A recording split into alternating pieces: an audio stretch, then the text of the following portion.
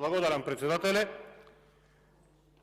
Во годишниот извештај на Судскиот совет за 2021 година се содржани податоци за бројот на избраните и разрешените председатели на судови, судии и судии поротници, за бројот на поведени и завршени постапки за утврдување на одговорност кај судиите, за кадровската состојба во судството, за материјално-финансиска состојба во судството, како и други прашања во врска со остварување на независноста и самостојноста на судството, степенот на реализација на годишната програма за работа на Советот по ставки, како и други податоци. Од сето ова, што можев да го видам, разгледувајќи го овој извештај, можам да кажам само едно. Уште еден извештај кој е сведен на препишани реченици од претходните извештаи и статистички податоци без некое посебно образложение и значење. Од оно што можев да го забележам е тоа што меѓу другите надлежности на Судскиот совет, како еден од поважните, може да се издвои дека се грижи за угледот на судиите и довербата на граѓаните кон судството. Ова е основна задача на Судскиот совет, кој е директно одговорен за независноста и на квалитетот на судството.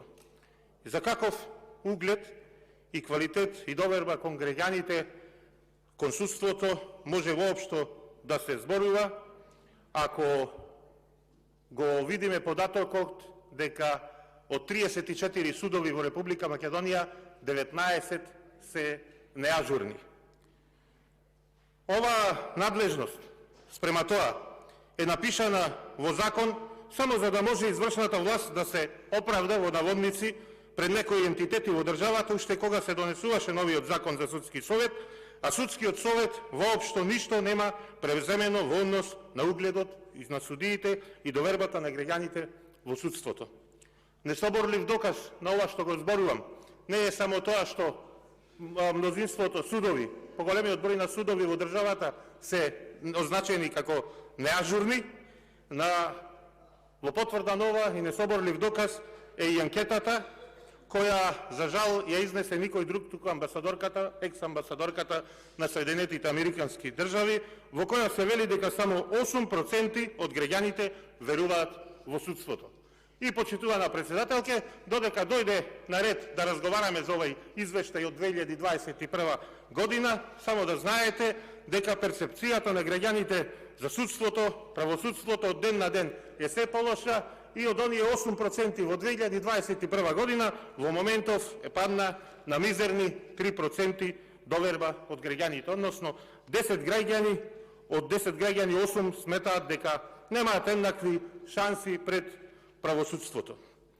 И се наметнува прашањето повторно, после толку години, после толку вложувања во судството, правосудството, после толку отварања како пупка на судството, после толку сериозни вложувања на стратешкиот партнер Соединетите Американски држави во оваа гранка, дојдовме повторно до една констатација дека сме многу ниско, скоро на дното и дека ни се потребни реформи. За реформи цело време се зборува, но никако да се спроведат. Со години се најавува реформа на правосудниот систем како една од најгорчливите точки поради која општеството е доведено до рап на анархија. Често пати определени законски измени или по некое кадровско решение, скоро секогаш уште полошо од претходното, се прикажуваат како почеток на некакви реформи. Постојано се лицитира и зборува за моделот на реформата, па се изнаслушавме за генерален реизбор, реевалуација, ветинг и уште многу други странски зборови, кои останаа само мртва буква на хартија, без било каква реализација. Но без оглед на видот и моделот на судската или правосудната реформа, секогаш се замислува или прикажува како реформа на континуитет, и тоа со постапни реформи со еволутивен карактер.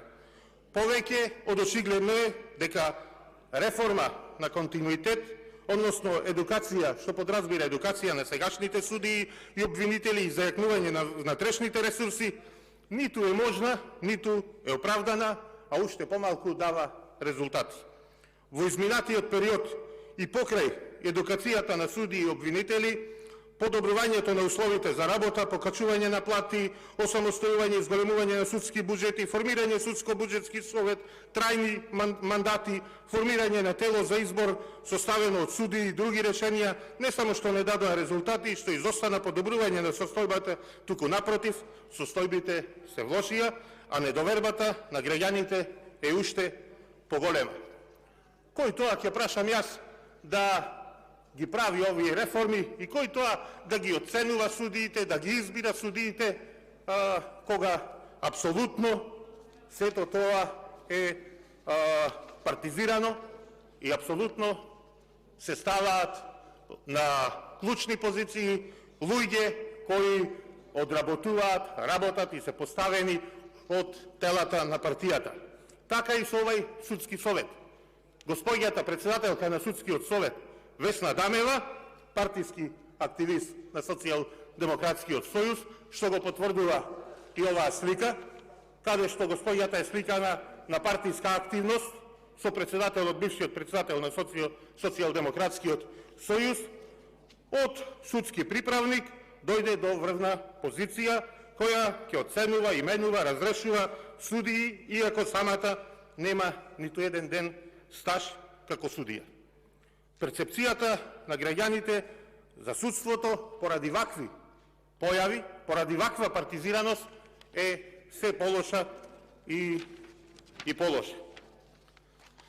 И што да се каже на крај, кога во еден ваков извештај, во кој треба да биде и програмата за работа на судскиот совет, со ниту еден збор, ниту е спомнат реализацијата на годишната програма. Што вие сте направиле и што, како заклучок, треба да се направи. Судскиот совет треба да направи детална анализа, да утврдат како да се борат против притисокот од извршната власт, како да ја подобрат независноста на судството, спротивно на тоа тие уназадуваат, што го гледаме од многуте анкети. И уште еднаш ќе кажам, основната работа на судскиот совет за да спроведе независност и квалитет е оневозможена, бидејќи на чело на судскиот совет е поставен партиски послушник. И понатаму сето тоа ни се повторува и со Уставниот суд, и со другите судови и обвинителства. Гледаме во изминатите денови како претениците од опозицијата буквално не се изставени од предпортите на обвинителството, а таму оној кој го чека вашиот глас за да стане уставен судија, господинот Јовевски, се прави нем.